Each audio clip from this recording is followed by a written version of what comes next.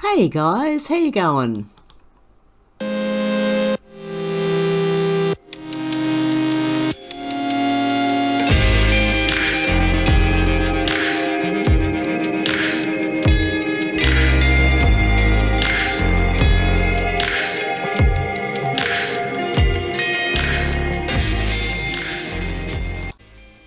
Hey guys, you worried about the effects of 5G radiation? Well, let me introduce you to the affiliate of this video. They're called EMF Harmonized, and they filter out the harmful RF waves that actually damage our DNA. Kids are also more susceptible to the RF waves than adults are, and what they do is EMFs clump together red blood cells and cause lots of problems. This technology prevents that. And as you can see, they have products for your phone, your tablet and your computer, as well as your body. You can actually buy these for your body.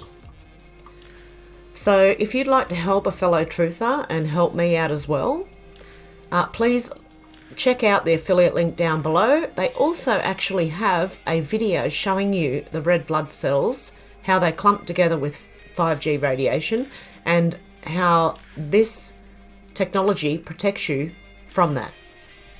Okay guys, if you're interested, check out the affiliate link below. Thanks guys. Hey guys, I didn't post yesterday because I went and seen my grandchildren and I was out all day yesterday, so I didn't have a chance. But let's get back into all this. Paulie C at Pi Paulie says Dan Andrews tells Victorians not to panic, but if you want to create panic, then call a media conference at 10:30 p.m. and introduce COVID restrictions. We've seen this before. Now, okay, there is no more investigative journalism. My cat's in the way of my microphone. There is no more investigative journalism. The only way that journalism is surviving these days is shock, fear, and pretty much gossip mag, like gossip mags used to be, gossip magazines. That's all the mainstream media is now. Be careful, don't believe a lot of what they say, or most of what they say. They probably give you 1% of truth while giving you 99% of lies. And I was listening to the radio while I was driving yesterday, and I heard, apart from a lot of bagging of Trump, which was just disgusting, I ended up turning it off when that came on, but before that, they were talking about news and a news article, and some kid, or actually teenager, had a broken leg from a sandcastle collapsing on them. And the news, the guys on the radio were talking about, well, how big was the sandcastle? And then they realised that they were only getting a part of the story. And I sort of thought, bingo, you've got one thing right out of everything you've just spoken about, you know. So people are starting to wake up. Even, like, I'm seeing a lot of people wake up, to be honest. Okay, this one from official source Troy at Troy E23. Caught lying in 4K. Okay. Alexandria, occasional cortex here, is chucking a Jussie Smollett. If you don't know about this, that was fake, and so was this. The other day she got on video and cried about the police moving her to another building, saying that they were pretty much mean. And then this one from Lynn Wood, trial lawyers, to Paula J. Friedrich, General Counsel. Dear Paula, per our recent telephone conversation, I'm enclosing a thumb drive containing a compilation of some of the compelling evidence of what just happened. The thumb drive also contains the interview of a very credible whistleblower whose statements provide substantial support for my public comments about former Vice President Mike Pence, John Roberts, and the Chief Justice of the United States Supreme Court, and Rod Rosenstein, the former Deputy Attorney General. This evidence must be considered in connection with the complaints filed against me by out-of-state non-client citizens and in connection with reported claims that the State Bar intends to request that I submit to a mental health care examination. I accept that the State Bar of Georgia will thoroughly investigate this evidence and provide it to any and all law enforcement agencies responsible for investigating and prosecuting these types of crimes. Between now and February 12, I will be providing you and State Bar with additional evidence which must be considered in resolving the above referenced complaints filed against me by out-of-state non-client citizens. As always, feel free to contact me if you have any questions. And that is pretty interesting.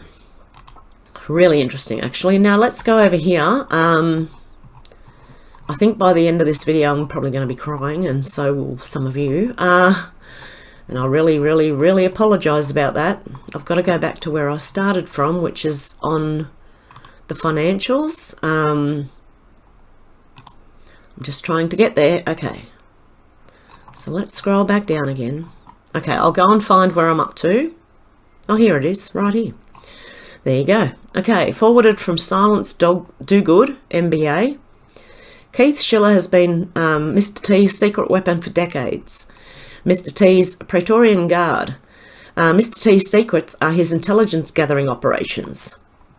Pictures with Jeffrey Epstein in 1992. He was gathering intel. Owned casinos and hotels.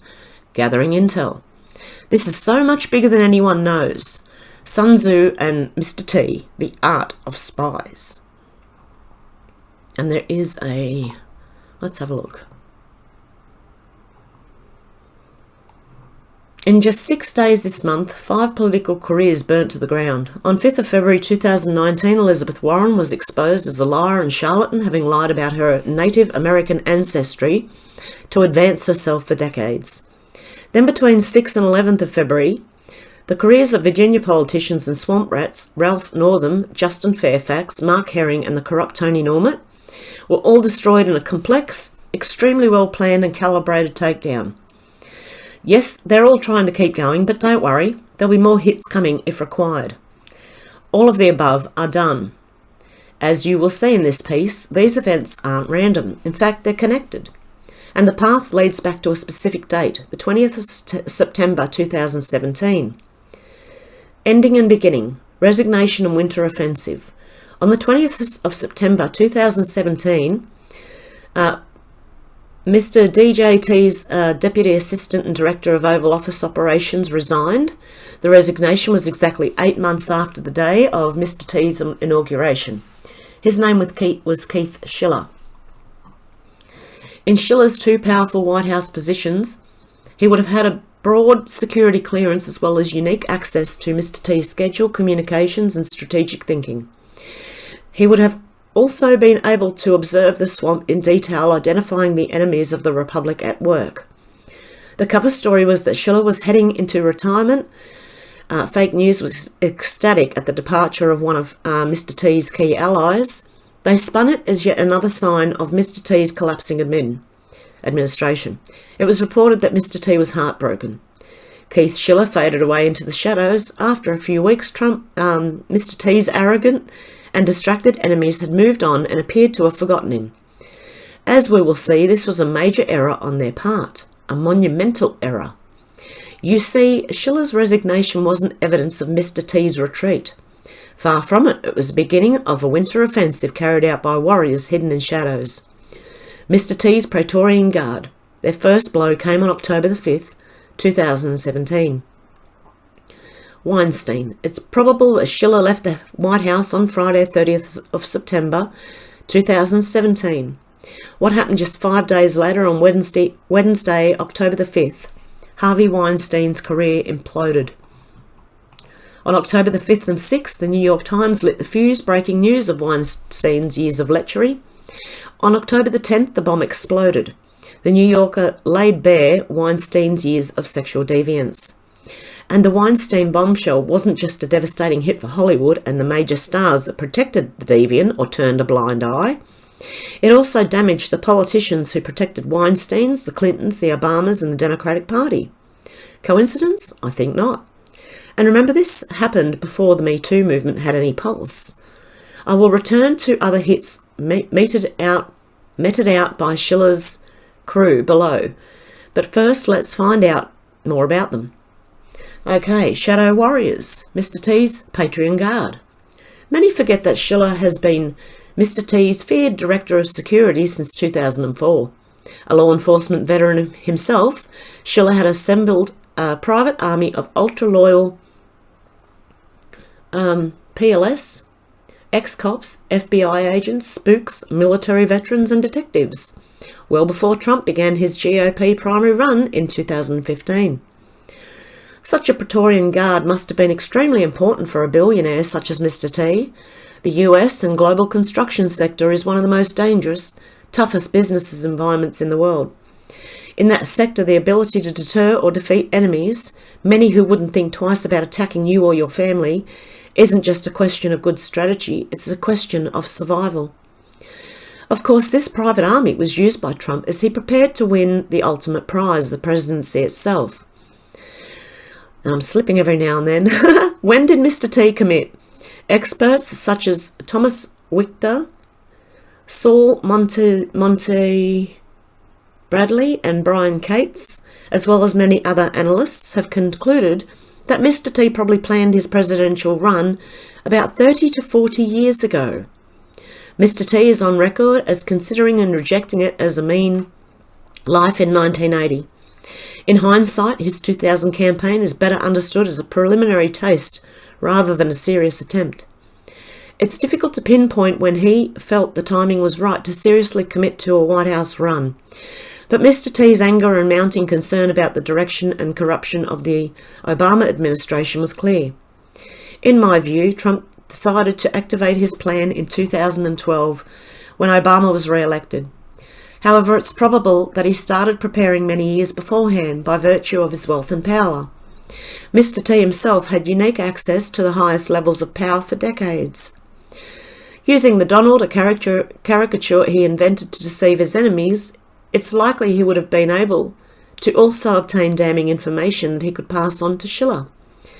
There's also little doubt that by 2015, Mr. T's Praetorian would have been relaying back to Trump more and more alarming intelligence about the criminality of Obama, Clinton and their swamp enablers. How are they obtaining information? Through the use of spies. Sun Tzu and Mr. T, the use of spies. As I have argued repeatedly for years, anyone who seeks to understand Mr. T's strategic genius must become familiar with Sun Tzu. The type of operation led by Schiller is consistent with Mr. T's mastery of Sun Tzu principles from The Art of War. A key principle that the ancient master strategist handed down was the importance of gaining intelligence through the use of spies prior to committing any significant conflict. Quote, "Thus what enables the wise sovereign and the good general to strike and conquer and achieve things beyond the reach of ordinary men is foreknowledge. Now this foreknowledge cannot be elicited from spirits, it cannot be obtained inductively from experience, nor by any deductive calculation. Knowledge of the enemy's dispositions can only be obtained from other men, hence the use of spies." In my opinion, well before 2015, Mr. T and Schiller had built a vast network of spies in politics, entertainment, media, law enforcement, who would have been passing on every item of gossip about specific individuals and organisations deemed as threats to Schiller and his team. At ground level, this would have encompassed doormen, limo drivers, couriers, electricians and plumbers, hot dog sellers, janitors, receptionists and secretaries. In other words, normal people who may have had no idea the information they were passing on was for use by Mr. T himself. This would have created a huge flow of information that could be triaged, evaluated, confirmed and filed for future use by Schiller and his experts. The offensive continues. I mentioned the Weinstein takedown above, which started in October the 5th, 2017, a week after Schiller left the White House. But Weinstein was just the start. As the aftershock spread through the American public, more sexual allegation bombs dropped on Mr. T's enemies. Through the winter of 2017-18 in late October, Kevin Spacey was exposed. NBC's Matt Lauer was also exposed and sacked. Then between December 2017 and January 2018, a number of anti-Mr. T Democrats and Republicans were plunged into a public scandal, resulting in their resignations. By January 15, there were more congressional resignations in one session than at any time in the last 117 years. Yes, and the media were reporting that on as Trump's administration falling apart, and it wasn't. It wasn't. We've never seen congressional resignations like this before. On January 15th, Pat Tiberi became the 12th member of the 115th Congress to resign from office. If that feels like a lot, that's because it is. It's the most people who've resigned from Congress through this point in the session in the last at least 117 years. As 2018 unfolded, the offensive continued. By November 2018, 104 Congress members, 23%, were leaving, the highest percentage since 1974. But damage was being melted out across media, Hollywood, and in politics outside Congress as well. There isn't sufficient space here to cover them all, but the list is long. They include, for example, New York Attorney General Eric Schneiderman, May 2018. Which brings us to 2019. Elizabeth Warren, Ralph Northam, Justin Fairfax, Mark Herring, Tommy Normet. We were seeing enemies of the Republic, Democrats, and corrupt GOP swamp critters under assault. And it's still only February. The MO, intelligence, preparation, timing, and deniability, unlike the allegations against Mr. T himself, which are never supported by any credible evidence and hence always fail, there is an MO that connects many of these takedowns and indicate that Trump's Praetorian are almost certainly behind him. The key indicator is professionalism. These attacks use the tradecraft of experienced spooks, intelligence, preparation, timing, and deniability. After analysing these hits in some detail, I can identify 5 key characteristics. First, the targeting is always strategic. Second, there's always credible evidence that is produced to back up the allegation. Third, the evidence is leaked to the media in a way that they cannot ignore. Fourth, those behind the hits keep damning information back using only what they required to achieve the objective. Fifth, the execution is always timed for maximum impact, which is evidence of detailed planning. And while these hits are almost always targeting Trump rivals and enemies, have you noticed there's another characteristic they share? Mr. T always seems a million miles away from them. Again, this is consistent with Sun Tzu's strategy. But if you examine the timeline, you'll find that there has been a non-stop assault since October 2017, using a very similar MO every time. And it kicked into full gear 1 week after Keith Schiller disappeared into the shadows. 2019 endgame for Trump's enemies. It's important to remember that when the offensive began late in 2017, Trump's enemies were far stronger than they are now. In 2019, the tables have reversed. Trump is the ascendancy and his enemies have very little protection left, apart from a fake news complex that is declining in influence and power 24/7. Arrogant, lazy, and not very intelligent, they've been outmaneuvered by brilliant strategists such as Trump, and very professional operators such as Schiller and his team, who know how to wreak havoc from hidden places. Be in no doubt, as 2019 unfolds, Trump's Praetorian will continue to rain hell on Trump's enemies, who must be terrified at what's coming. Some may not approve of these tactics. In normal times, I would tend to agree, but as we all know, these are not normal times. The enemies of the Republic are evil, cruel people who will stop at nothing to increase their power and wealth. This includes destroying the lives of innocent people or worse. I have no pity or sympathy for any of them. In this environment, we should be grateful for the work of men like Keith Schiller and Trump's Praetorian Guard, working in the shadows. They are helping to save the American Republic. And we can watch it in awe as they go about their work. And that is the end of that one. And that was very interesting. Let's continue. Okay, another one forward by Silence Do Good MBA. Ask yourself this: why do central banks loan money to banks? If the multiplier effect is so real to economists, why not just loan the money to individuals? These consumers either save the money in the form of bank deposit, or they spend their money at a business who then deposits that money in the bank. So in most cases, the bank still gets the money, except for it is a liability as opposed to an asset. But the bank's accounting tricks already play games to ensure compliance. The question is rhetorical because the answer is already known. We live in a world of illusion. We live in a fiat money system that is controlled by a handful of people around the globe. It's time to rip the band-aid off once and for all. The destruction of our real monetary system started in 1913 with the creation of the Fed and was ultimately disassembled in 1933 with the confiscation of our nation's gold, which is a real store value and has been for 5,000 years.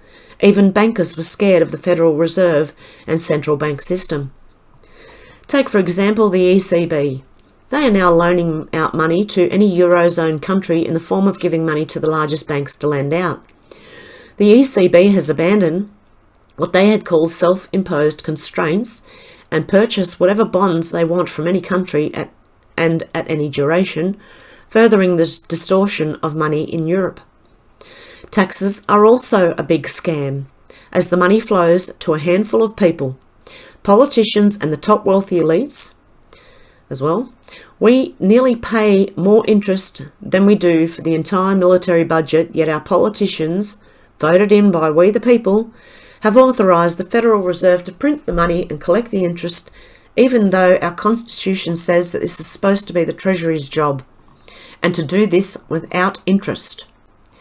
We have basically submitted ourselves to this slave world of indebtedness, and we are the only ones that will free ourselves by rising to the challenge and breaking free through truth and free will.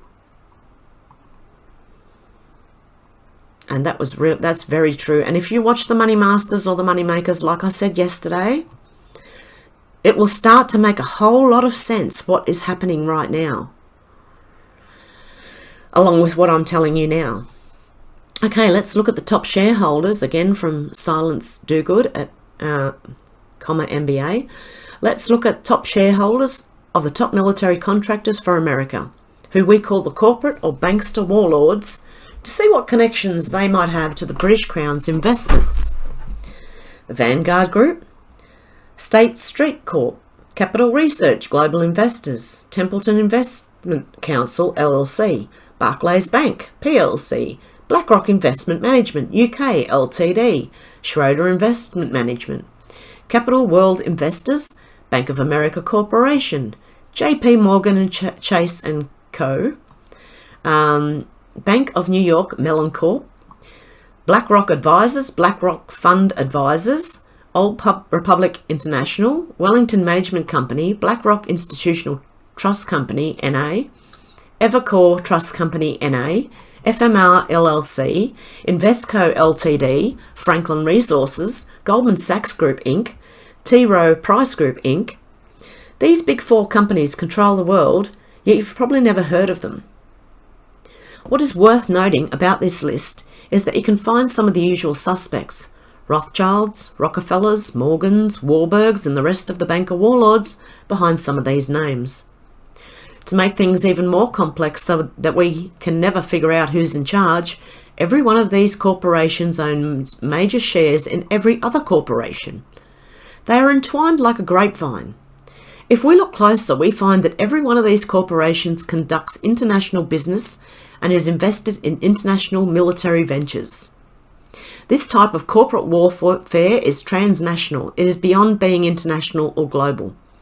These companies work outside of the control of America as a nation and have stronger ties to Britain than to America.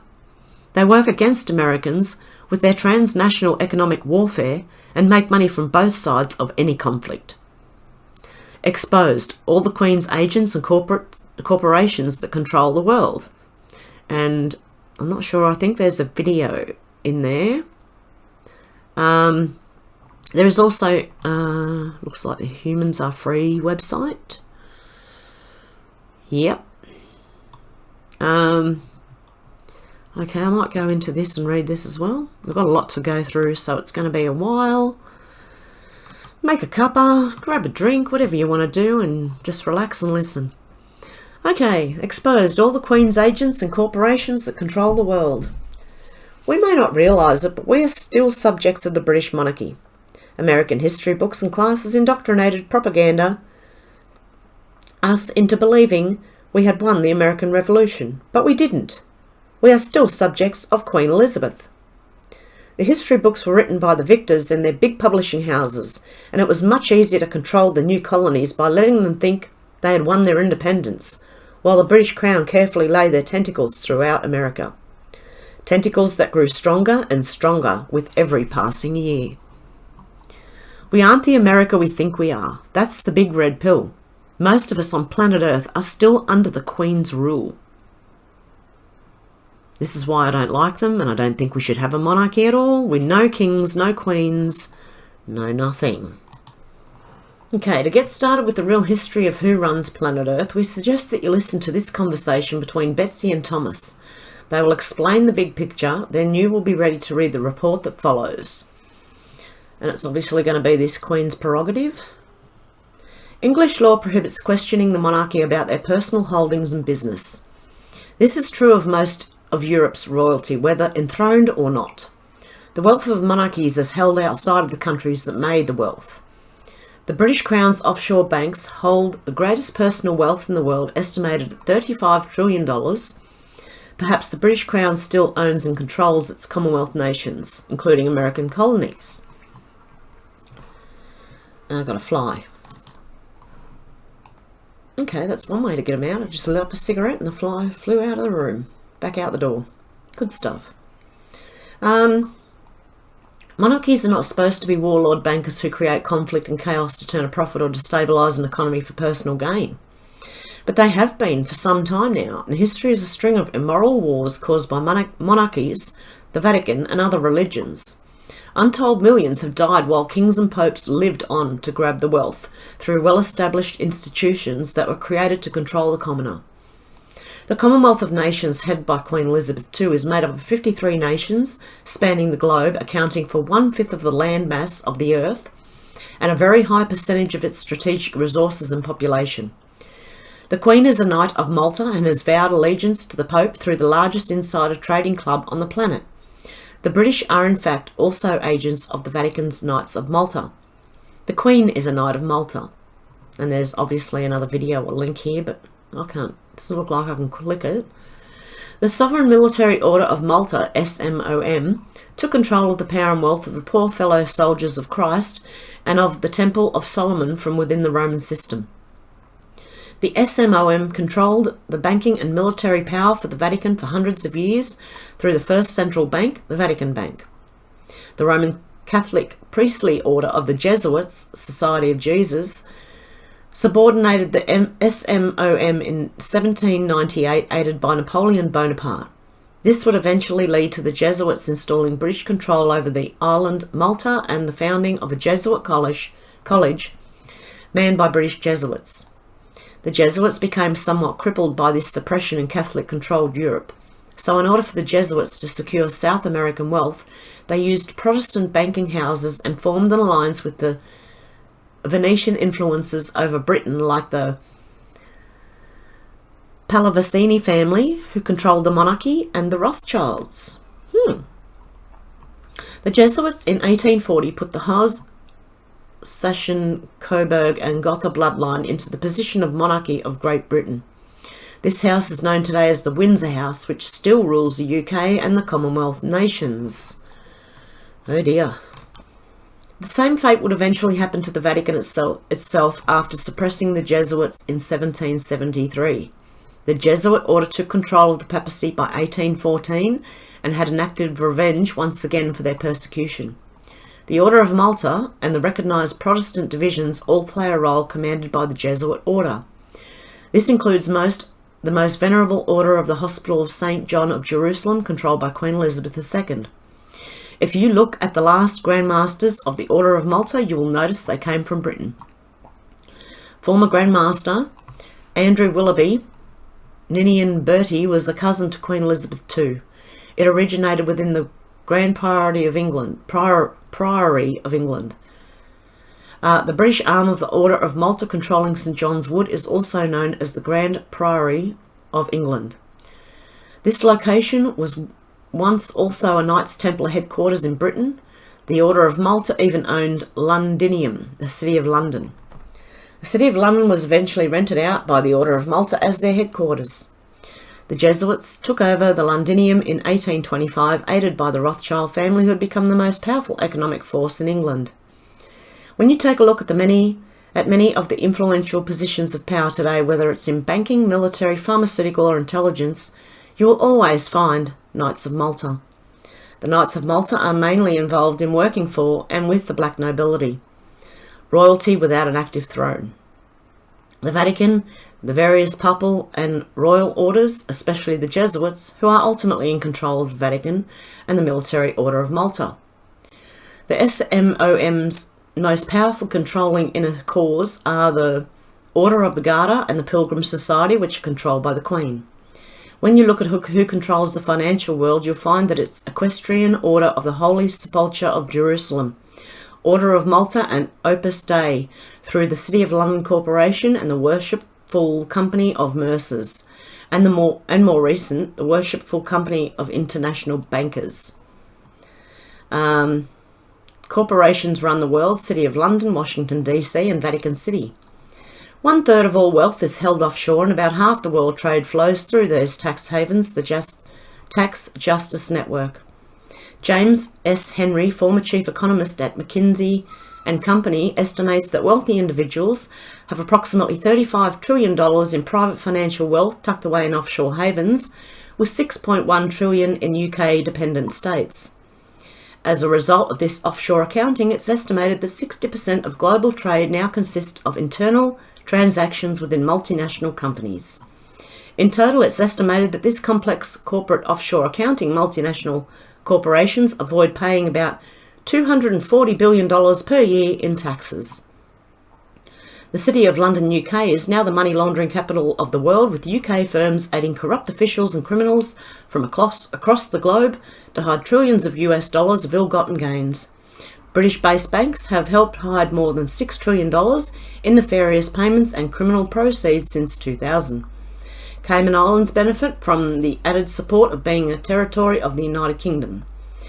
The Cayman Islands offer a number of tax-free incentives and little financial regulation and oversight. Today, the country is the world's 5th largest financial service centre. It plays host to over 10,000 mutual funds, over 200 banks, over 90,000 companies, and 140 trust companies. It's the world's top home for hedge funds and captive health insurance companies. Bermuda is another piece of UK territory that has long been known as a tax haven. Bermuda's tax system puts tax on staff payrolls, but not on corporate earnings or investment income. Its largest customer for offshore transactions is the United States. Guernsey belongs to the British Crown but makes its own laws on matters such as taxation. The island of 65,000 people has made a big push towards being an offshore finance destination, and its main street is lined with private banks, law firms and accounting firms. Jersey is another small British Crown dependency in the English Channel. Jersey prints its own banknotes and makes its own tax laws. A culture of secrecy and non-disclosure in the island has resulted in Jersey housing an estimated $5 billion of wealth per square mile. Half of Jersey's tax avoidance trade comes from the UK. The British US Federal Reserve. Using the first major corporation in England as their model, the British East India Company warlord bankers starts wars for profit. Slavery and the looting of mines, gold, diamonds, minerals and land is all in a day's work for an imperialist. England's imperialism has worked into the economic and banking practices worldwide, and the Queen's Crown agents and agencies have controlled global resources for centuries. There's a linear connection between the Rothschilds, the Bank of England and the London banking houses, which ultimately links the stockholders of the Federal Reserve banks to their subsidiary firms in New York and the City of London, UK. The two principal Rothschild representatives in New York, J.P. Morgan Co. and Kuhn, Loeb and Co., were the firms which set up the Jekyll Island Conference, at which the Federal Reserve Act was created and directed. the subsequent successful campaign to have the plan enacted into law by Congress, and who purchased the controlling amounts of stock in the Federal Reserve Bank of New York in 1914. Case closed. JFK killed after shutting down Rothschild's Federal Reserve. These firms had their principal officers appointed to the Federal Reserve Board of Governors and the Federal Advisory Council in 1914. In 1914, a few families, blood or business-related, owning controlling stock in existing banks caused those banks to purchase controlling shares in the Federal Reserve regional banks. Examination of the charts and text in the House Banking Committee Staff Report of August 1976 and the current stockholders list of the 12 regional Federal Reserve banks show this same family control. The Queen loves war spoils.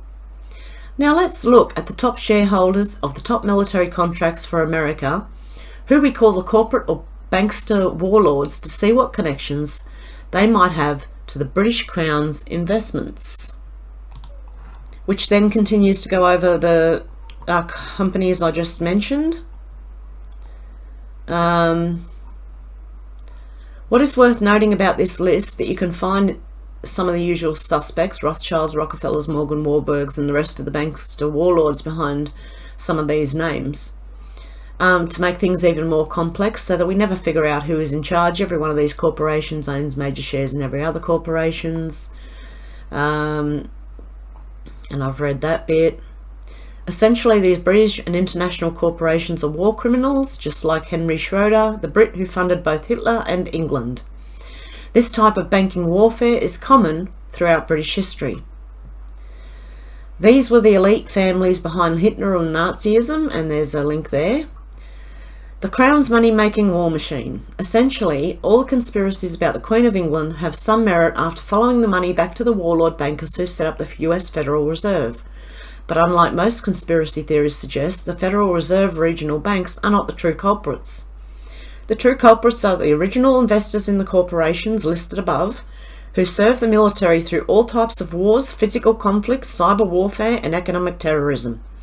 It is the interwoven fabric of the investments of the war-supporting corporations that have created a system that is inbred and tied to Britain and then to Rome.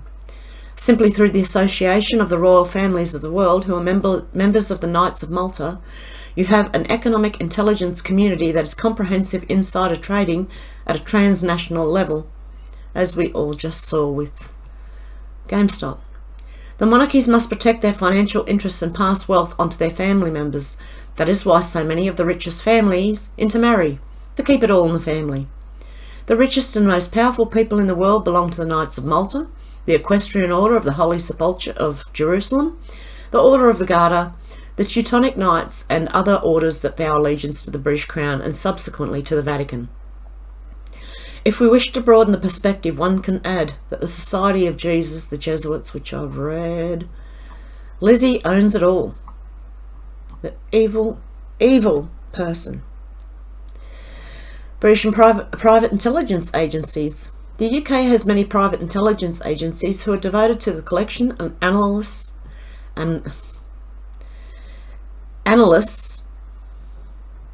analysis, my goodness, it took me a while, sorry guys, and exploitation of information for a profit. Christopher Steele, the author of the Carter Page dossier, was a former British spy, which shows you the unethical nature of British spying. 63, Orbis Business International, Cambridge Analytica, and many other British private intelligence agencies sell propaganda as intelligence. Often these corporations have private contract with the US military and government and maintain top secret security clearances with the United States. Britain has not shown itself to be honest spies, as is evidence in the Iraq weapons of mass destruction lies and the current British disinformation coming out of Syria. And just some insight, this is how you tell if people are believing mainstream news or not. If you believe that Trump bombed Syria, then it's easy to tell where you got the information from. Some US $56 billion or 70% of the US $80 billion national intelligence budget of the United States was in 2016 earmarked for the private sector. Functions previously performed by the Central Intelligence Agency, the CIA, the National Security Agency, the NSA, and other intelligence agencies are now outsourced to private British intelligence corporations. Some prominent British intelligence agencies who maintain military and government contracts within America are AEGIS, UK-based, Black Cube, Israel and UK-based, Control Risk Group, UK-based, Hacklut and Company, UK-based, Oxford Analytica, UK-based, and Serco Group plc, UK-based. Can we really trust intelligence from a country that has provided false intelligence many times? It was the British intelligence itself that spied on Mr. T from the NSA's headquarters in Fort Meade. Lie to me once, shame on you. Lie to me twice, shame on me. Who really owns and runs the Bank of England? When the Jesuits were suppressed by the Pope in 1773, they used their covert power of England to have the Rothschild family become guardians over the Jesuits' South American stolen wealth instead of depositing it in the Vatican Bank. This action started a banking war between the Vatican and the Jesuits, who used the Rothschild family as the anti-Vatican bank. The Rothschilds eventually became the guardians of the Jesuit treasury in the City of London. The Rothschilds used the Worshipful Company of Mercers to create the Bank of England, which now held the Jesuits' wealth stolen from South America. The Bank of England's efforts were focused on taking over the City of London, UK, from Vatican control. The Knights of Malta have never been favourites of the Jesuit order. This hatred of the Knights of Malta increased even further in 1768, when the Knights removed the Jesuits from the island of Malta. The Jesuits sought their revenge 1 year later in 1798 using Napoleon. The Jesuits subordinated the Knights of Malta in the same year, and that was the true start of the takeover of the City of London, UK, which was still ruled covertly by the Knights of Malta. If you look at St John's Wood, where the Order of Malta are based, you will see it's the old haunt of the Knights Templar in England since the time that the City of London, UK became a sovereign nation. If you look at one of the four of the most powerful Order of Malta headquarters in Rome, you will see that the Aventine Hill is another old Templar haunt, which was their original world headquarters. The control of the Bank of England through the Worshipful Company of Mercers is what controls the global economy. The US economy is fully controlled by the Mercers and the Bank of England and has been since 1868. The City of London, UK controls the US economy through the Royal Institute for International Affairs, which subsequently controls the Council on Foreign Relations, CFR. The CFR has set US foreign policy since its inception. And correct me if I'm wrong, but wasn't the Council on Foreign Relations part of the UN? The City of London, UK controls that which subsequently controls the Federal Reserve of New York, World Bank and the International Monetary Fund. The City of London, UK controls the US Treasury monetary policy, which commands all three of those globalist organisations through the Exchange Stabilisation Fund. Queen Lizzie's imperial control of America. The British Crown and the British East India Company have never left America, and in fact the Crown agents still do their business to this very day. They have a death grip on the US economy, from data management to corporate banking to the rip-off of American resources of gas, uranium, gold and every other valuable asset in the United States. American wealth feeds directly into Britain, the Bank of England, the City of London, UK, and ultimately to the British monarchy, Queen Elizabeth II herself. The American corporate mechanism for the continued enrichment of the British Crown is the same one used for the corporate sellout of the American Republic. Corporate lobbyists controlling Congress, corporate pay-to-play through the executive branch, Department of State, etc., and the Senior Executive Service, SES, to maintain the bureaucratic status quo that sells out to global corporatism at every turn with no big contracts and cronyism that clearly shows we are the subjects of British monarchy. The Senior Executive Service hides in plain sight but operates in a manner that aligns with the imperialistic intents of Serco and the numerous other corporations like British Petroleum, Shell, ICAP, British American Tobacco, SAB Miller, American Standard Life, Rio Tinto, and Strata, among many others. I'm not sure how to say that. I hope I said that right. The history of Crown Agents. A Crown Agency was an administrative body of the British Empire, distinct from the Civil Service Commission of Britain or the government administration of the national entity in which it operated. These enterprises were overseen from 1833 to 1974 by the Office of the Crown Agents in London, thereafter named the Crown's Agents for Overseas Governments and Administration. Crown Agents for Overseas Governments and Administrations Ltd became a private limited company providing development services in 1996. Crown agencies nominally reported directly to and were wholly owned by the Crown, but in practice reported to the Crown Agency Office in London, thus independent of the Colonial Office. This office became, in the late 19th century, the sole official British commercial and financial agent of all British protectorates and Crown colonies. The Colonial Office enforced a policy of sole usage of Crown agencies for all purchases of goods for government use, creating a virtual monopoly over government retail supply within the colonies of the British Empire. The Crown agencies also became financial institutions supplying capital, routes for investment and pensions to all public works and government in British dependent colonies. Is it even reasonable to believe that after the American Revolution, American companies did not continue to do business with these Crown companies for resources, goods and services? Life went on. Crown agencies traced their founding to the time of the British Empire, and in 1833 the British government hived off from the Colonial Office as a financing, stores, transport and development office. Historians have argued that Crown agencies, whose organisations operated across the British Empire in the late 19th and early 20th centuries, were the de facto administrators of British colonies. Crown agencies wielded government powers through a maze of British territories, protectorates, dependencies, mandates and Crown colonies, which made up the British Empire of the late 19th century. After this, their mandate was reduced to dependent colonies, most of British Africa, India and the West Indies, but they were given near monopoly rights over finance and supply of non-local manufacturers for any public or government use. With the dissolution of the British Empire, many of these agencies reverted to control by their respective governments, became parts of the British government or became non-governmental organisations, NGOs. New World Order's stealthy tool of subversion, the NGOs. The British government incorporated the Crown Agency as a government-mandated corporation tied to the Minister of Overseas Development, called the Crown Agents for Overseas Governments and Administration in 1997. The Crown Agency was privatised. Wow, that says a lot for Australia too. As a private limited company, the GAOGA has a number of contracts to provide governmental or paragovernmental services throughout the world. Even though these organisations were privatised on paper, the power generally did not shift. It merely transformed into shareholder holdings and board of directors.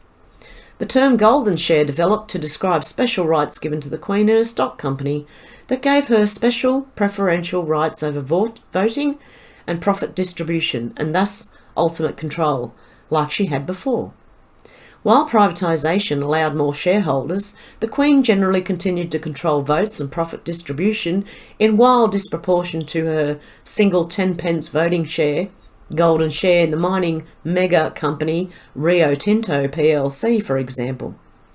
In addition, whenever one sees that British royalties populate a company's board of directors, remember that these people who pledged an oath of allegiance to the Queen first, company second. The legal category of Crown agencies still exists in some nations of the former British Empire. In most places, these have been replaced by government agencies, state-controlled companies, and in parts of the Commonwealth, Crown corporations. Canada and New Zealand maintain the category of government-managed or owned entities called Crown agencies. I'm pretty sure Australia, because we've got Crown land that the Queen owns here in Australia, so I'm pretty sure we are part of that as well. Crown Agents International. Crown Agents International CAI is an international development company that works with governments, aid agencies, non-governmental organisations and companies in nearly 100 countries. Through consultancy, supply chain management and financial services, they help countries grow their economies, strengthen their health systems and improve financial management.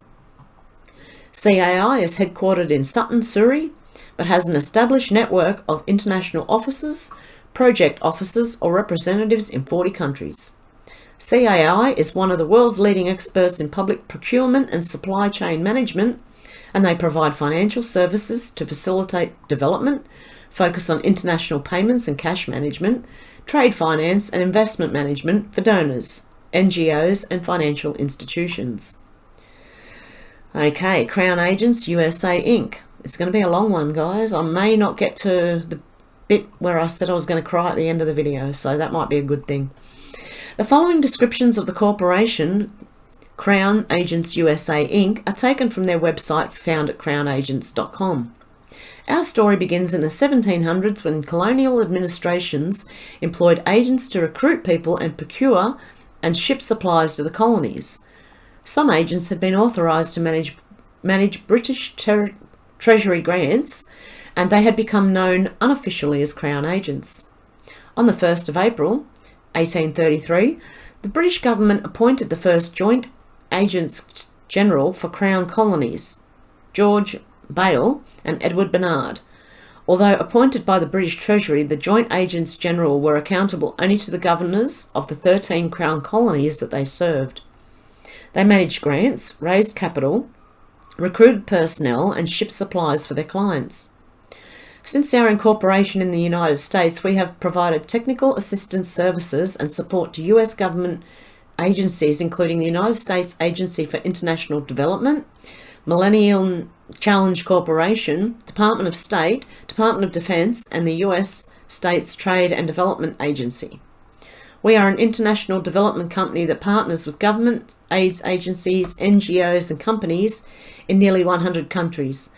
We help them grow their economies, strengthen their health systems, blah, blah, blah. We have permanent offices in 22 countries and presence in another 18 through our project offices and representatives.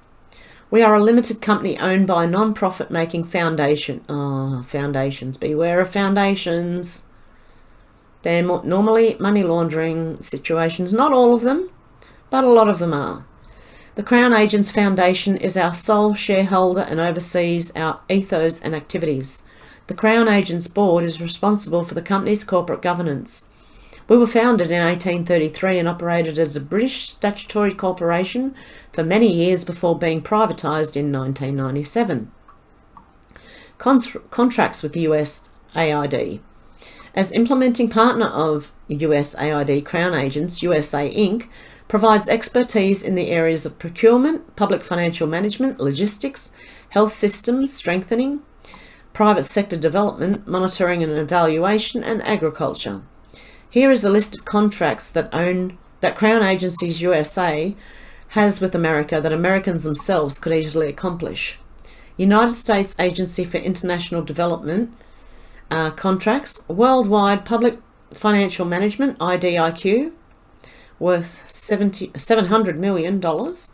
For example, here are 3 Crown Agents USA Inc. contracts with USAID associated with single indefinite delivery, indefinite quantity, USAID public financial management contract, read a blank check.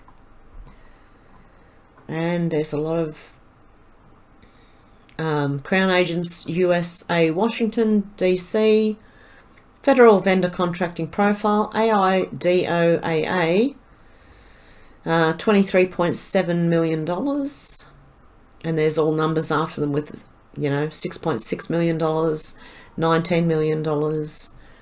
Worldwide Supply Chain Management System 2005 to 2015. Worldwide Farmer-to-Farmer Special Program Support 2008 to 2014. Worldwide USAID Deliver 1 and 2 Project 2006 to 2015. Worldwide Agribusiness and Agricultural Value Chain Development Assessment. I won't read the dates out. Worldwide Agricultural Knowledge and Program Support Work.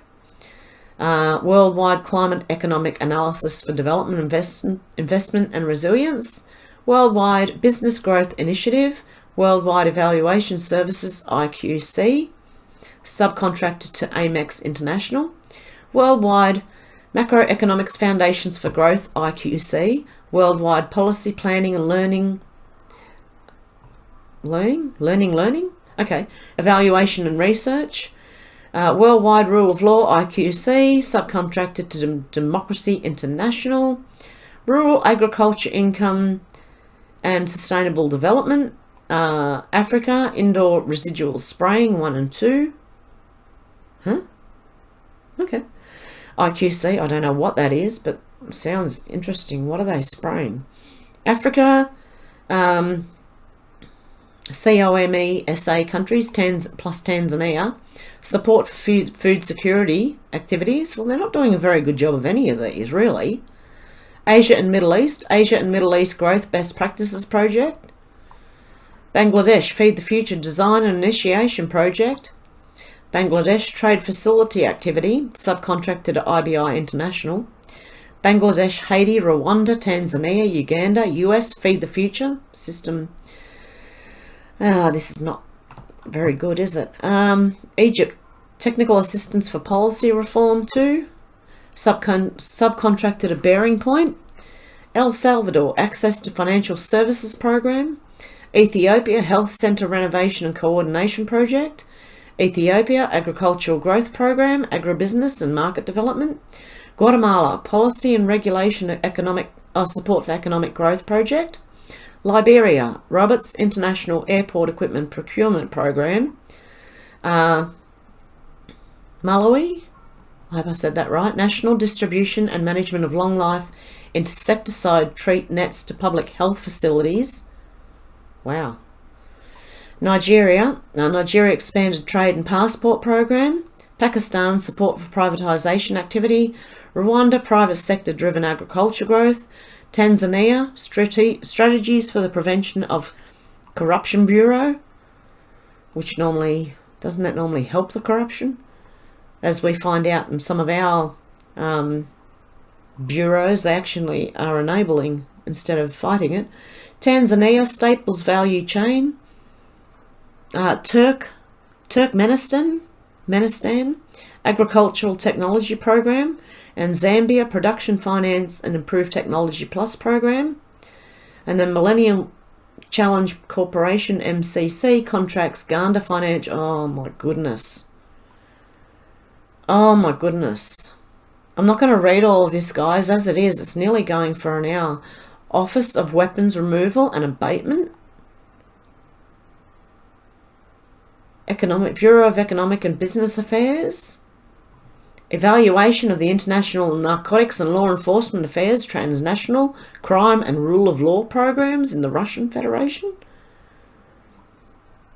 Office of Environmental Quality and Transboundary Issues. Evaluation of the Nexus Dialogue on water. You don't want them controlling your water, and oh my goodness. As it is, they're nearly controlling the food. El Salvador and Mexico Bureau of Western Hemisphere Affairs, Impact Evaluation for Small Business Development Centers, Department of Defense and United States Trade and Development Agency contracts with Vietnam, National Single Widow Customs Project, Global DoD's Cooperative Threat Reduction Integration Contract 2, IDIQ, subcontracted to Raytheon, Botswana, US TDA Procurement Advisory Services to the Ministry of Minerals, Energy and Water Resources. Oh dear God. It's times like these when I read this and what I know that it looks actually like this thing just keeps getting bigger and bigger and bigger. So when they say the swamp is deep, I really am starting to understand how deep this is. It's huge. British control of American uranium enrichment. Another British corporation that has taken over the uranium enrichment market in America is the Uneco Group, that has gone to great extremes to hide the fact that Britain, Holland and Germany own and run the largest uranium plant in America. The Uneco Group is a nuclear fuel company operating several uranium-enriched plants in Germany, the Netherlands, United States and United Kingdom.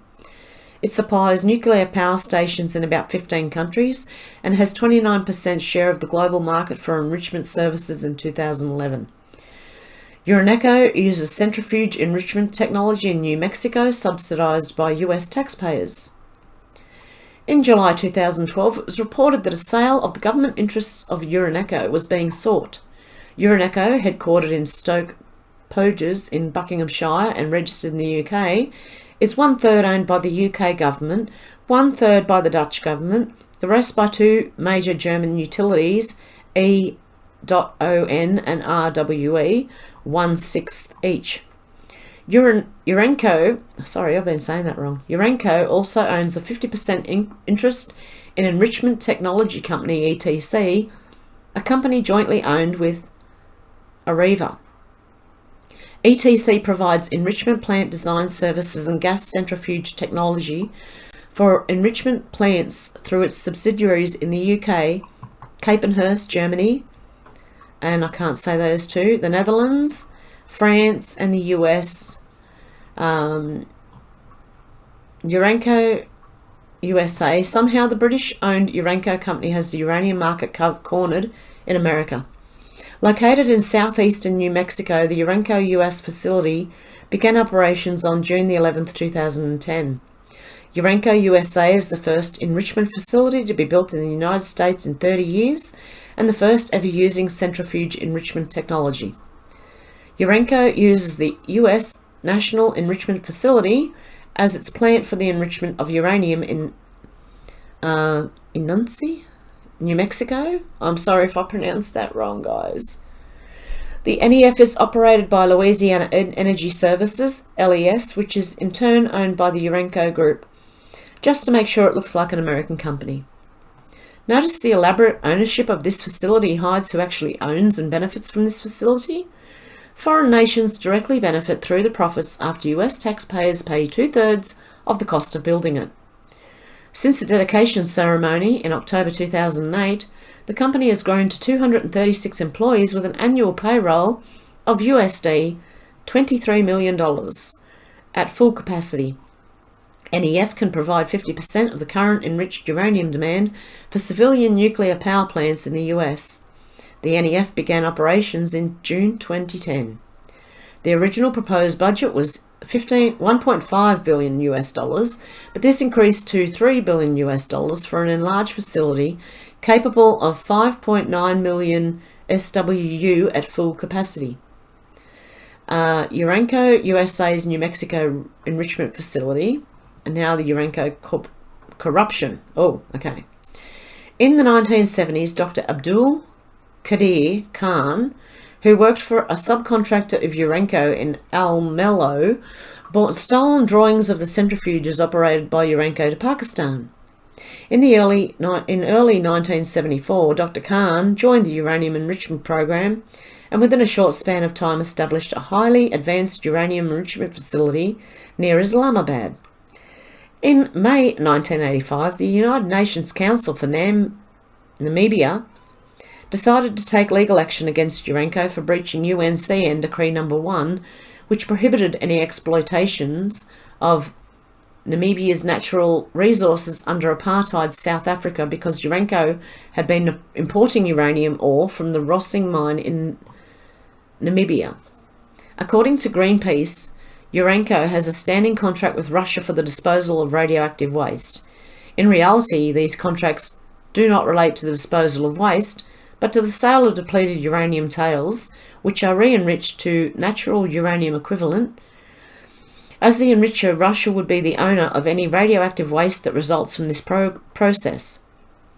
In March 2009, there were protests about the largest ever load of depleted uranium hexafluoride being transported from Germany to the Siberian town Seversk.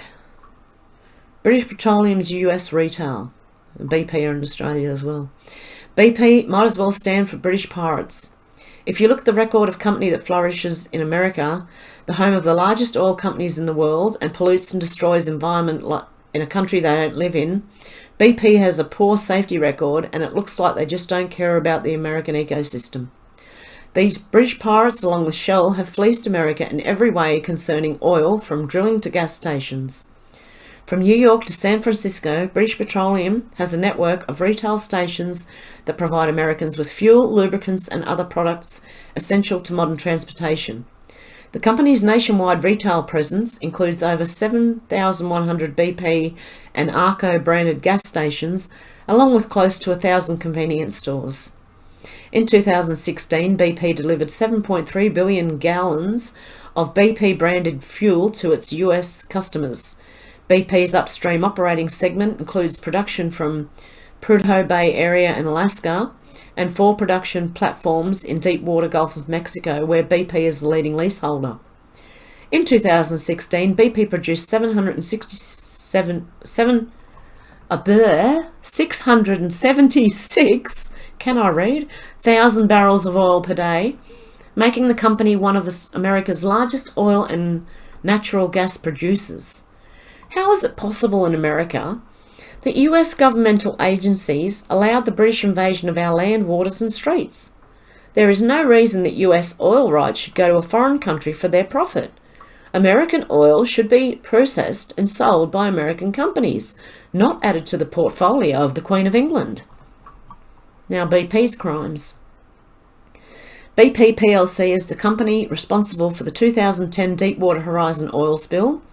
BP paid a record $20.8 billion to the US government to cover damages caused by the disaster.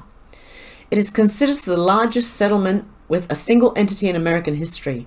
Apart from this settlement, BP has spent a reported $28 billion on cleanup and compensation for their criminal negligence. The Deepwater Horizon disaster is considered by many to be the worst oil spill in US history. The spill occurred when an offshore oil rig exploded in the Gulf of Mexico, dumping 4.9 million barrels of oil into the surrounding waters. The explosion killed 11 people and devastated marine wildlife in the area.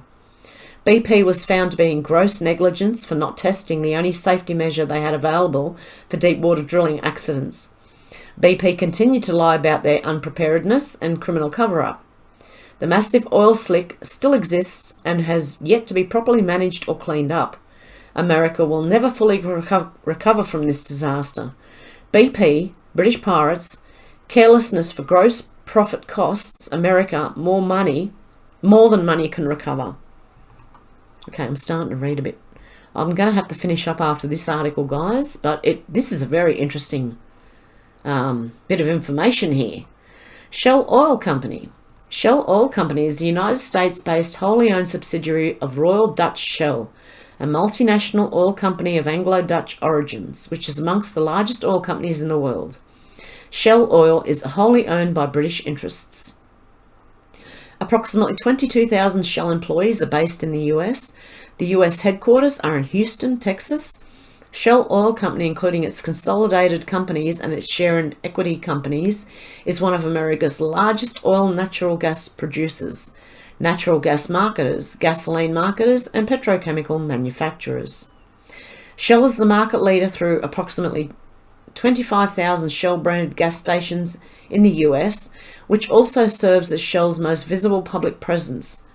At its gas stations, Shell provides diesel fuels, gasoline, and LPG.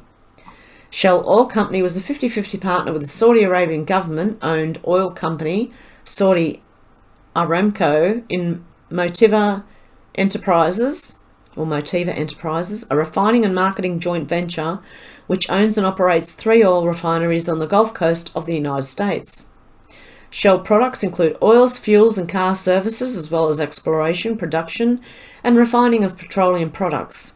The Shell Oil Refinery in Martinez, California, the first Shell refinery in the United States, supplies Shell and Texaco stations in the West and Midwest. After Texaco merged with Chevron in 2001, Shell purchased Texaco's shares in the joint ventures.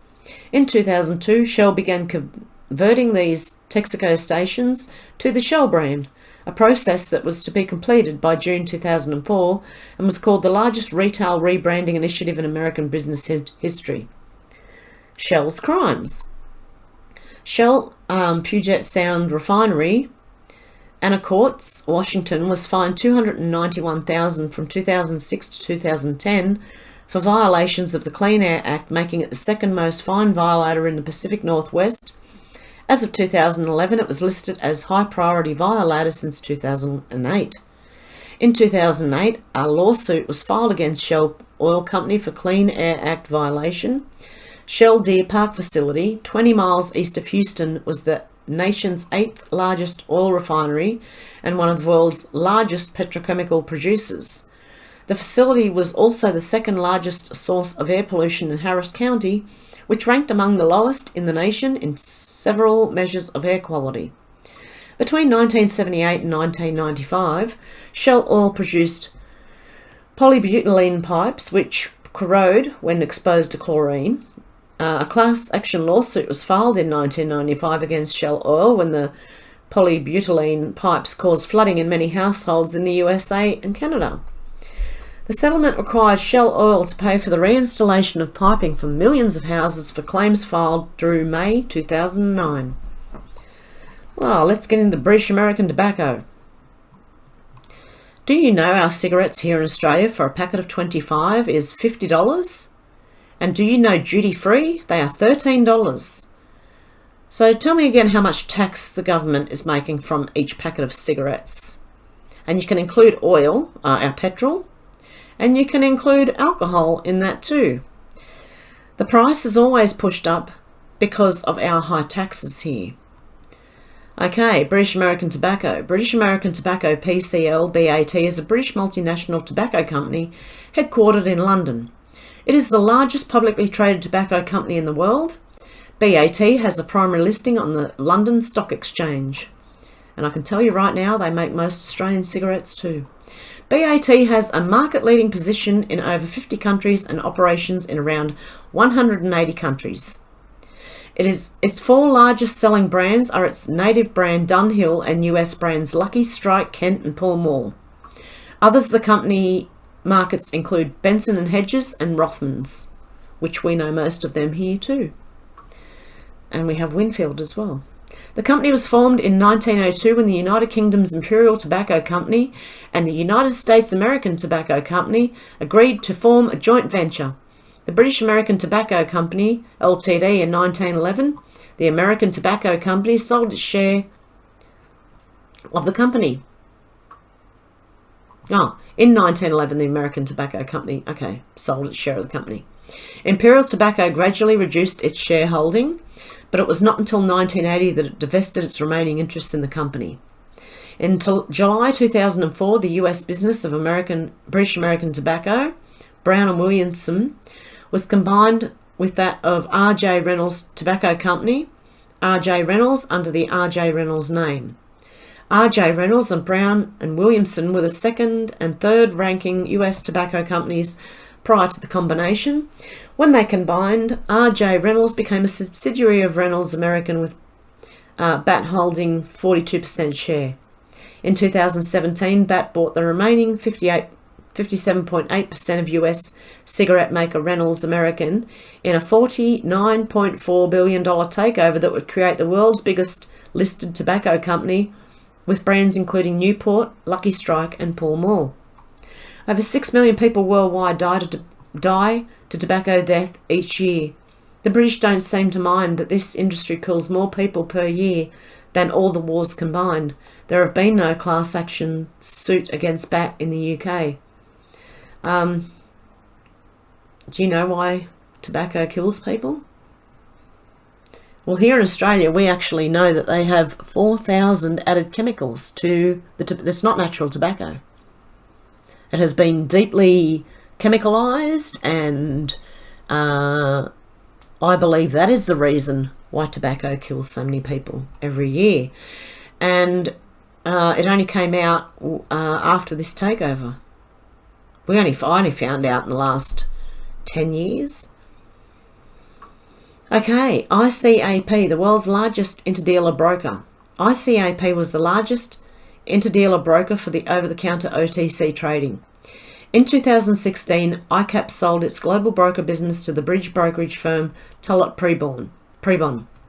which retained the ICAP brand, and ICAP rebranded the remaining non-brokerage part of the business as Next Group. ICAP had daily transaction volume of more than $2.3 trillion at 50 locations in 32 countries and offered both voice-driven and electronic brokerage systems plus post-trade services. It provided wholesale brokerage on a range of interest rates, credit derivatives, commodities, foreign exchange, emerging markets, equities, and equity derivatives. More than 40% of its trading occurred on its two electronic trading platforms, BrokerTech and EBS, which merged to become EBS BrokerTech. ICAP offers a range of OTC over-the-counter financial products and services in energy, foreign exchange, interest rates, credit and equity markets, and indices. For each of these asset classes, ICAP electronic capability gives customers the choice to enter prices and execute trades electronically, directly via one of ICAP's electronic trading systems, or to engage with brokers to identify and help negotiate trades. According to its 2013 annual report, its electronic broking volume for 2013 reached $728.3 billion. ICAP becomes TP ICAP. ICAP is a global firm of professional intermediaries that operates in the world's financial, energy and commodities markets. It is listed on the London Stock Exchange and is a constituent of the FTSE 250 index. In November 2015, the company agreed to terms with ICAP, now known as Next Group, to acquire their local hybrid voice broking and information business. Using the name of the acquired business, the company changed its names from Tollett Prebon plc to TP ICAP plc on 30th December 2016. ICAP crimes. On September the 25th, 2013, ICAP was fined a total of $87 million, including a $65 million settlement with the Commodity Futures Trading Commission, CFTC, and a $22 million settlement with Britain's Financial Conduct Authority as part of an investigation into the manipulation of the LIBOR benchmark interest rate. The ICAP fine was in addition to settlements paid by British lenders Barclays and the Royal Bank of Scotland, as well as UBS of Switzerland, of a combined $2.5 billion related to the LIBOR scandal. ICAP was the first interdealer broker fined for rigging the LIBOR, or LIBOR, however you want to say it. In June 2014, ICAP received an antitrust complaint from the EU's antitrust arm, alleging it facilitated a cartel to manipulate yen LIBOR. The complaint alleged that ICAP acted as a facilitator to breaches of EU competition law by certain banks in relation to yen LIBOR for isolated periods between 2007 and 2010. The UK and Silicon Valley. The UK is the leading European destination for Silicon Valley investors, with British tech companies raising more venture capital from Bay Area VCs than any other European country. According to the investment data released by London and Partners over the last 5 years, UK tech companies have received more venture capital investment from West Coast investors than France, Germany and Ireland combined. Silicon Valley investors continue to pump large sums of money into UK tech companies despite Brexit, with 2017 already seeing a record of $1.13 billion raised since the beginning of the year. The findings have been released to mark the start of Silicon Valley Comes to the US, a week-long series of events bringing together leading figures from the Bay Area and UK tech scenes. Further analysis of the investment data reveals that London tech companies received the majority of venture capital investment from the Bay Area, accounting for over 90% or $1.04 billion of the total amount raised by UK tech companies this year. Maybe this was written in 2017, I think. Over the last 5 years, London tech firms have also raised considerably more capital, $2.5 billion, than their European counterparts. London's thriving VC market has been boosted by the number of unicorn companies based in the capital. With separate research from investment firm GP Bullhound, revealing that London is home to more unicorns than any other European city. Fresh analysis of its 2017's Titans of Tech report found that London accounts for almost 1/3 of all unicorns in Europe, with 17 out of the 53 unicorns founded in London. Rio Tinto and resource fleecing. Rio Tinto Energy America, RTEA, was a wholly owned American subsidiary of the England and Australia-based mining giant, the Rio Tinto Group, headquartered in Gillette, Wyoming, United States. The company, previously known as Kennecott Energy after another of Rio Tinto's American subsidiaries, was formed in 1933 when Rio Tinto purchased Nurco and placed that company's Spring Creek coal mine and Antelope coal mine under the RTEA umbrella. Subsequent acquisitions included the Cordero Mining Company, the Colo-Wyo Coal Company, and the Jacobs Ranch Coal Mine. RTEA operated 4 mines in Wyoming and Montana, supplying fuel for the generation of approximately 6% of the United States electricity consumption. The RTEA mines were spun off to Cloud Peak Energy in 2010. Boron. The heart of Rio Tinto's borates business is the open pit mine in Boron, California, one of 2 world-class borate deposits on the planet. Company founders began mining borates in 1872. What began as an underground mine was transformed into an open pit mine in 1957. Resolution. The Resolution Copper Project is a proposed copper mine that can supply the world with copper it needs to support ongoing technological and environmental innovation. The project will generate sustainable benefits for Arizona, creating several thousand direct and indirect jobs, and is expected to have an economic value of several $1 billion over the estimated life of the mine. Rio Tinto Kennecott. Rio Tinto Kennecott is a fully integrated mining operation located just outside Salt Lake City, Utah, in the US. Kennecott is a wholly owned subsidiary of Rio Tinto. For more than 110 years, Kennecott has been mining and processing minerals from the rich ore body of the Bingham Canyon Mine. In 1989, Rio Tinto acquired the Bingham Canyon Mine and other facilities in Salt Lake Valley. Rio Tinto crimes. The top US securities regulator rejected arguments by Rio Tinto plc and 2 former top executives that its civil lawsuit claiming they concealed the plunging value of coal assets owned by the big Anglo-Australian mining company should be dismissed. In letters filed in the US District Court in Manhattan, the Securities and Exchange Commission said its complaint adequately alleged that fraud occurred and that Rio Tinto former Chief Executive Thomas Albanese and former Chief Financial Officer Guy Elliott intended to deceive investors. I wonder if Thomas Albanese is related to Anthony Albanese. Okay. I'm going to write that down. The SEC accused Rio Tinto of ignoring the need to write down most of the value of Mozambique coal assets it had bought for $3.7 billion in April 2011, while it was raising thoroughly $5.5 billion from US investors. Okay, I just paused to see if Thomas Albanese was related to Anthony Albanese, one of our Labour leader. I think he is. Oh my God. Anyway, they probably are somewhere related. Okay, Rio Tinto wrote off most of the value in January 2013 and sold the assets in late 2014 for just $50 million. It said that Rio Tinto had Rio Tinto properly written down the assets, its net earnings for the first half of 2012 would have been reduced by more than 50%. Canadian CGI Group. The total price tag for Obamacare's main enrollment portal cost Americans more than $2 billion, according to an analysis by Bloomberg Government. What's Bloomberg Government? Is that in Canada? Okay. The new total includes efforts to construct and then fix healthcare.gov after serious technical problems threatened to shatter the site last fall.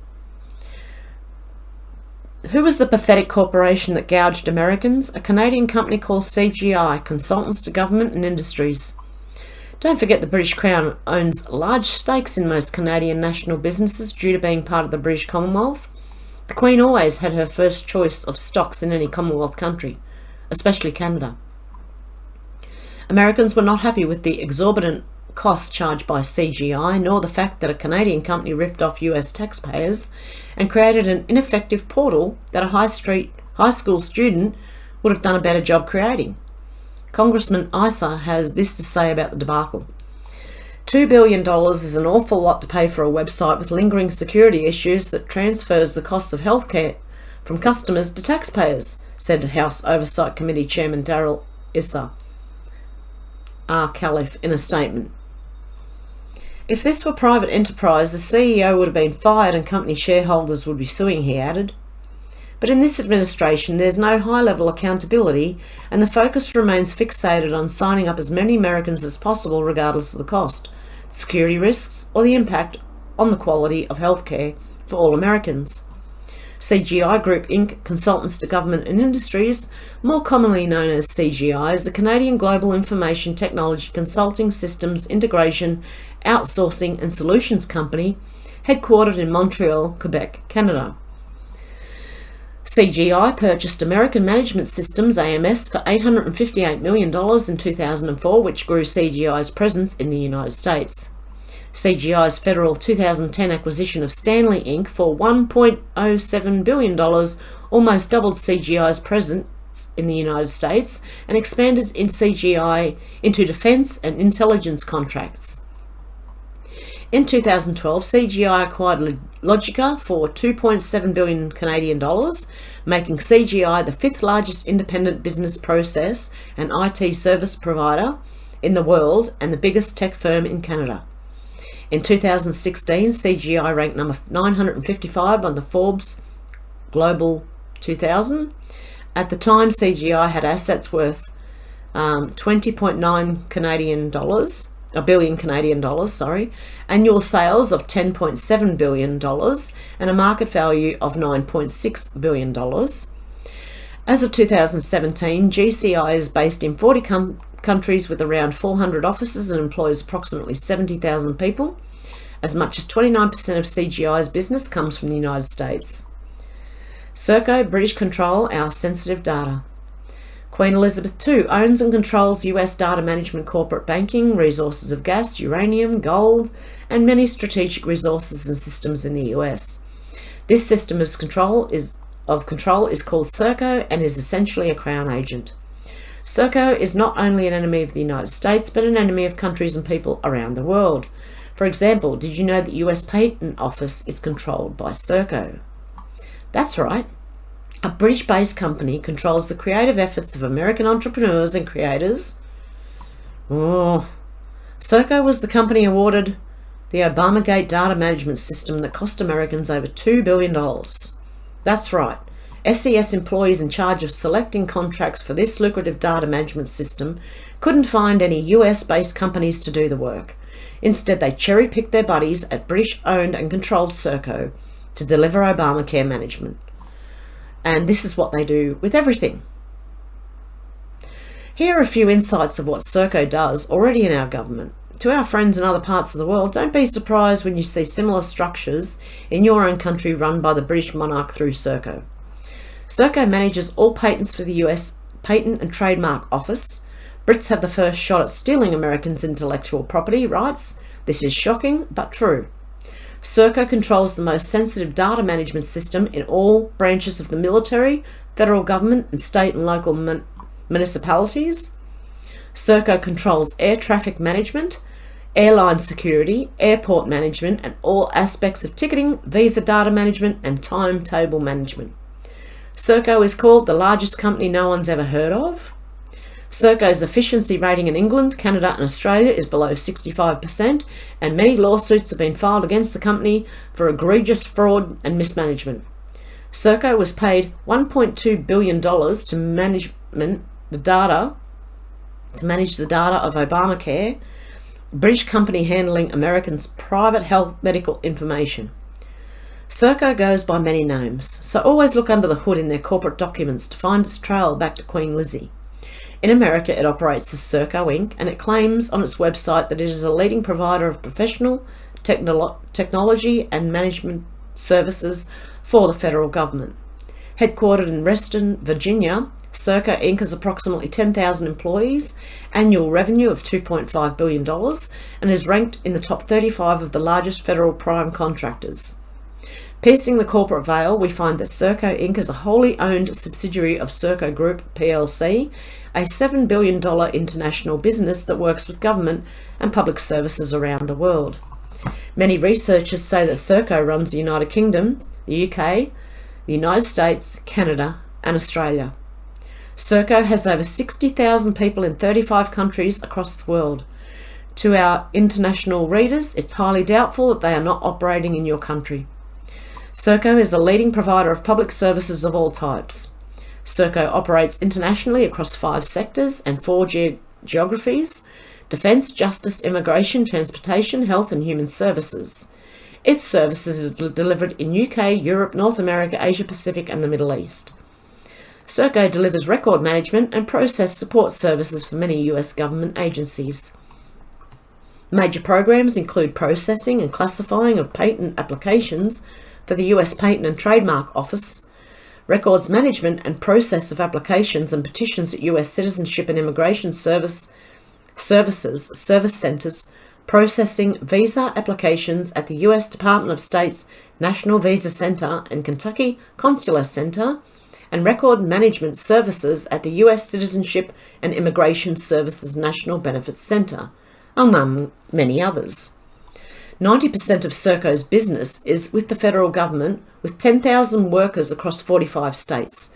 Serco's experience is in paper pushing, records management, process applications, processing visas, handling patents with the US Patent and Trademark Office. There are more than 60 million records that Serco handles for the Department of Homeland Security. Serco Inc. is indeed part of the Serco Group, an international contracting firm headquartered near London and partly owned by the UK government itself. Serco Inc. is the North America division of Serco Group plc. In North America, Serco Inc. serves federal, state and local governments along with the Canadian government and commercial customers, and over 14,000 in North Americas. Digest that for a moment. US federal records, personal medical records, patents and visas are held by a company owned and directed by the British monarch. Its soldiers on the ground are employees of SES.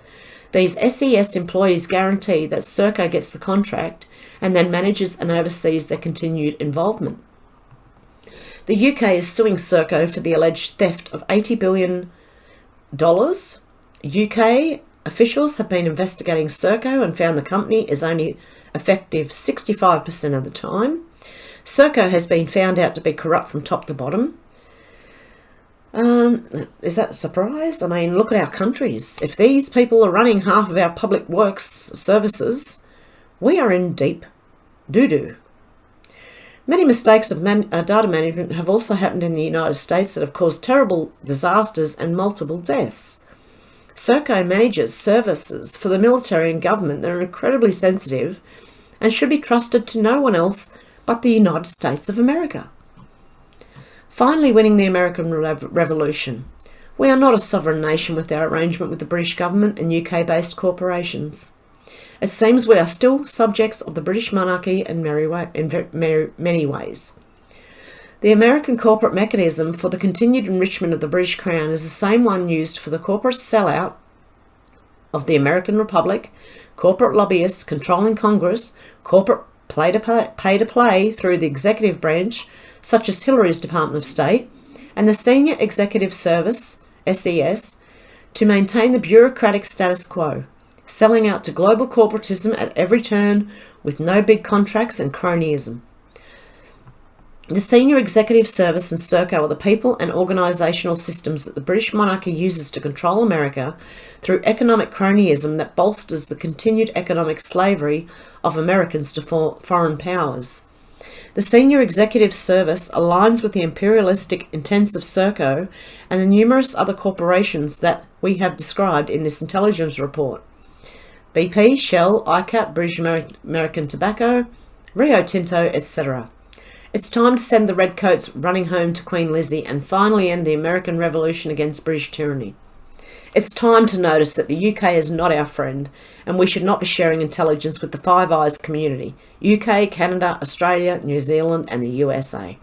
Now, they're not talking about the people of the UK, okay? They're talking about the governments and the agents in control, not us normal people, okay? I agree with them, and I think every country should get these people out. That's what we need. And then we'll be doing okay if we can get these people out of our countries. We need to bring our wealth back home to America and stop using taxpayer dollars to fund Crown assets in whatever form they take. American freedom and independence does not need the dead weight of archaic monarchies that believe they should always get their golden share before the commoners get their crumb. We must throw off the shackles that have tied the British Crown to American economic affairs. We do not need to pay taxes to the Crown any longer. We simply must choose American companies to do American work and stop the senior executive service from giving higher priority to Crown agents and British corporate interests. And I agree. Hear, hear, is what I say. So anyway, guys, I'm going to leave it there for today because it's already gone for an hour. Oh my goodness, an hour and a half video, guys. That must be a record for me, unless it's a live, which I can go a little bit longer normally on a live, which I really should do soon. I'll have to see what I can do. Okay, guys, let me know what you think of all this down below. Has this opened your eyes to something you didn't know before, or did you already know all this? I knew some of it, but it has still opened my eyes a tiny bit as to how deep it actually goes. And you can let me know that down below, guys. And I'll finish that off there for today. I hope you have a good morning, good evening, and good afternoon, wherever you are. And I'll talk to you soon. Okay, guys. Bye.